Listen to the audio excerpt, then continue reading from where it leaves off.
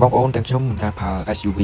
ទំហំតូចឬមួយក៏ទំហំធំទេតែតែចង់លាងបែបថារហ័សលឿនដល់ពិបាកបែកញើសអញ្ចឹងបើយើងលាងឡានមួយទ្រាំទៅហើយបែកញើសពេញខ្លួនស៊ីម៉ោងពេលលំបាកសរស័ក្តិស្រាំដដែលយើងលាងទឹកទៅយកមកទៅសល់លុយជាងឡាននេះខ្ញុំទៅមកពីខេត្តអញ្ចឹងខ្ញុំនឹងលាងវាឲ្យដូចយើងចូលទៅក្នុងក្រាស់អញ្ចឹងណាបានន័យថាមិនត្រឹមតែលាងតែពីខាងហើយនឹងពីលើពីមុខពីក្រោយទេគឺខ្ញុំនឹងបាញ់ក្បាលពីខោបន្ថែមទៀតហើយសូម្បីតែកម្លាំងទឹកក៏ខ្ញុំអាចជំនួសដូចនៅដូចយកទៅលាងក្រាស់អញ្ចឹងណាអញ្ចឹងសម្រាប់លាងឡានមួយនេះគឺខ្ញុំនឹងជ្រើសរើស model Toyota នេះពីព្រោះថា Toyota នេះវាទឹកខ្លាំងកម្លាំងវា2100 វ៉ាត់ហើយផលិតសម្ពាធបាន120 បារអាហ្នឹងគឺជាចំណាយឲ្យកម្រិតទឹកគឺ9លីត្រកន្លះក្នុង1នាទីណាបងប្អូនអញ្ចឹងហើយធ្វើឲ្យម៉ាស៊ីននេះវាមានលក្ខណៈផាកផាកនឹងក្រាស់អាជីវកម្មសម្រាប់ការ design របស់ម៉ាស៊ីននេះគឺវា luxury មែនតើមើលទៅបែបថាទំនើបទាន់សម័យបង្គំដៃជើងភាគច្រើនគឺប្រភេទ G inox អញ្ចឹងណាបងប្អូនមើលសំបីតាក្បាលបូមរបស់វាគឺ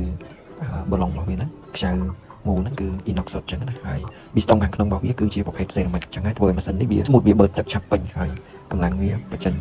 ខ្លាំងមែនតើហើយរាល់ការតម្លើងរបស់វាគឺចំពោះខ្ញុំអត់ចូលចង្គមឬមួយក៏គ្រឿងផ្សេងទេបងប្អូនដោយសារពេលខ្លះវាអាចធ្វើបាក់ហើយវាយូរសម្រាប់យើងអញ្ចឹងណាដូចជាក់ស្ដែងដូចនេះអញ្ចឹងគឺខ្ញុំជួយចាប់ជាប់ជាមួយនឹងសូមរហ័សបើយើងមកស្ពឺទៅវាអាចឡោកអាចទូហើយឈឺដៃយើងដែរអញ្ចឹងណាអូខេឥឡូវយើងភ្ជាប់ជាមួយនឹងព្រីភ្លើងមក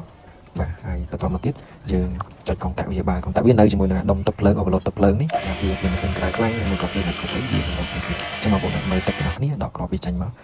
នេះគឺអានេះសម្រាប់លាងសាប៊ូអញ្ចឹងទឹកវាចេញមកគឺអេមខ្លាំងមែនតើតែកុំឲ្យវីដេអូវែងពេកចឹងខ្ញុំសូមបន្តទៅភាគ2ជាមួយនឹងការបាញ់សាប៊ូ